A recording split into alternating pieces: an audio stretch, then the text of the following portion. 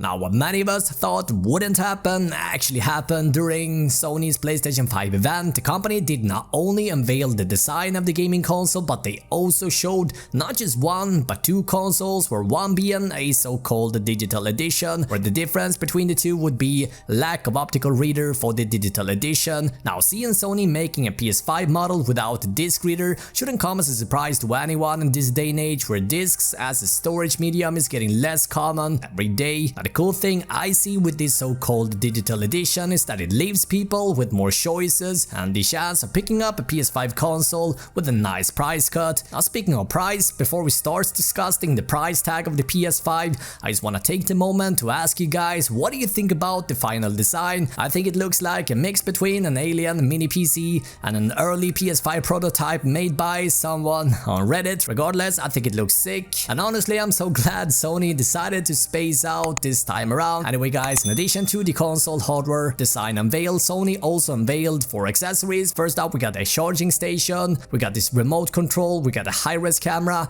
and we also got a wireless headset. And this apparently comes with what Sony calls Pulse 3D, which sounds to me it would take great advantage of the 3D audio features of the PS5. Apart from presenting the hardware, Sony also showed plenty of games and tons of gameplay, and I think it's safe to say guys, between the Series X and the PS5, PlayStation 5 will easily win when it comes to new IPs and games in general.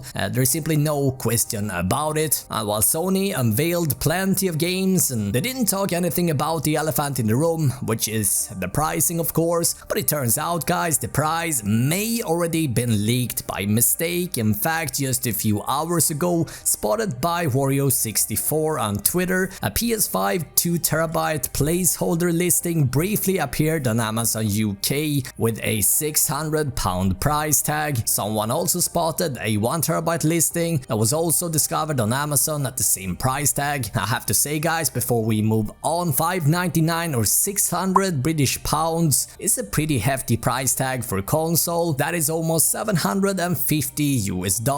But as it turned out, we saw the $599 price tag for both the 2TB model and the 1TB model. That would suggest that the price was speculative rather than informed listings from Amazon. And as it turned out, Amazon UK PR even confirmed to IGN, and they actually said that this was a mistake, saying it was priced as a dummy product with a dummy price. And again, to be real guys, I don't think Sony would charge $750 for the PS5. So if Amazon did not leak the price and all of this was just a mistake, why am I even telling you this? Well, to answer that, we must first take a look at some of the older leaks. And so in case you have been following PS5 since the first early rumors starting popping up, you know that the price around PS5 has been a constant talking point since the initial reveal, and even way before that. And I should say guys, while we don't know any specific retail numbers yet, reports coming from very reliable sources have said in the past that the PS5 is running at $450 just to manufacture. And if that wasn't enough, we also seen reports that would suggest that the stock could also be limited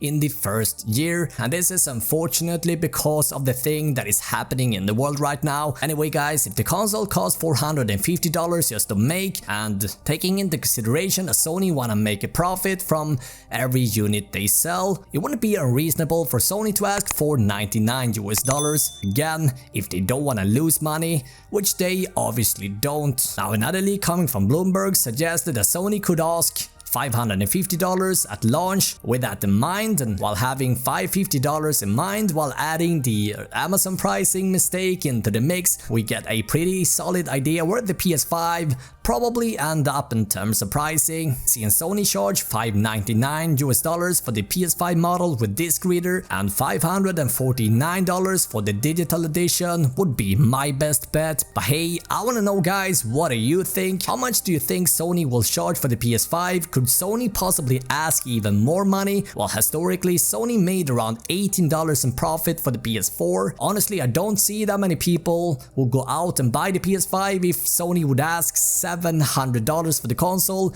I just don't see it happening, and it wouldn't make any sense. Now, in case you aren't 100% up to speed on PS5 yet, I actually got you covered. Down below you'll find pretty much everything you need to know about the PlayStation 5, and in the meantime watch either of these two videos, as these videos will definitely get you up to speed as well. Thank you so much for watching, and please share your thoughts on the PS5 pricing down below.